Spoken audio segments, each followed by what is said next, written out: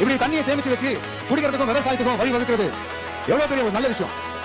So இந்த மாதிரி நல்ல விஷயங்கள்லாம் செஞ்சுட்டு கதைகள் சொன்னா பரவாயில்ல, எதுவுமே செய்யாம கதைகளை மட்டும் அழிச்சு விடுறது எப்படி?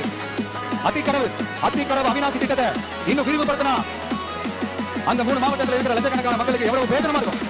எத்தனையோ லட்சம் ஏக்கர் நிலங்கள்ல விவசாயம் நடத்தினா எவ்வளவு பிரயோஜனமா இருக்கும். ஏன் அதெல்லாம் பண்ண மாட்டேங்க? வள்ளுவர் கோட்டத்துக்கு காட்டாக்கைய இங்க மக்கள் வாழ்வாதாரத்தில் கொஞ்சம் காட்டலாம்ல, ஏன் காட்ட மாட்டேங்க? இங்க கவர்மெண்ட் நடத்துறாங்க, கண்காட்சி நடத்துறாங்க.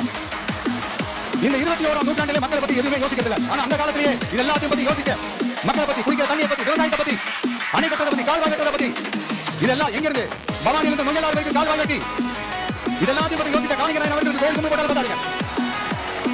இப்படி அந்த காலத்துல இருந்த ஒரு ஹீரோவை பத்தி பேசிட்டு இந்த காலத்துல அதாவது 1920 செஞ்சுரியில இருந்த ஒரு ஹீரோவை பத்தி நம்ம பேசி ஆகணும்ல. ஒருத்தர் இலக்கிய மனம் கொண்ட ஹீரோனா இன்னொருத்தர் இரும்பு மாதிரி அயன் மேன் தான். எஸ், நம்ம ஹீரோடு கடப்பாளை தான். ஒட்டுமொத்த தமிழ்நாட்டை திருப்பி கொண்ட சீர்திருத்த நெம்புகோல் ஈரோடு மாவட்டத்தில் பிறந்த அவர்தான்.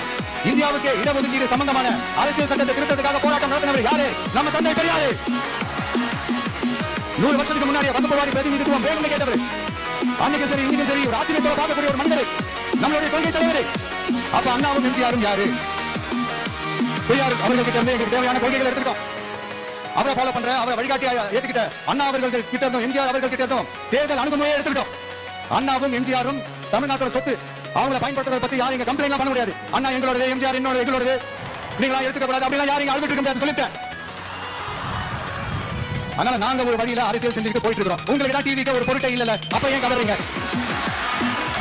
அப்படியே ஆளாளுக்கு அங்க போயிட்டு இங்க போயிட்டு புலம்பி தள்ளிட்டு இருக்கீங்க. இது எப்படி இருக்கு தெரியுமா?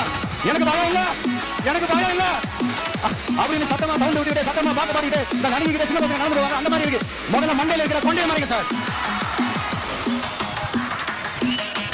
சும்மா மாறு வேஷத்துல மாறி வச்சுக்கிட்டு மீடியா ஆளு, ரேடியோ ஆளு, இவங்க ஆளுங்களை மாத்தி மாத்தி அனுப்பிக்கிட்டு இதெல்லாம் மக்களுக்கு தெரியாத நினைச்சுக்கிட்டீங்களா? மக்கள் எல்லாத்தையும் உன்னிப்பா கவனிச்சிருக்காங்க. அதனாலதான் சொல்றேன், உங்களுக்கு நீங்க கொள்ளை அடிச்சு வச்சிருக்க காசு தான் துணை, ஆனா எனக்கு என் மேல எல்லையெல்லாம் பாசம் வச்சிருக்க இந்த மாசு தான் துணை.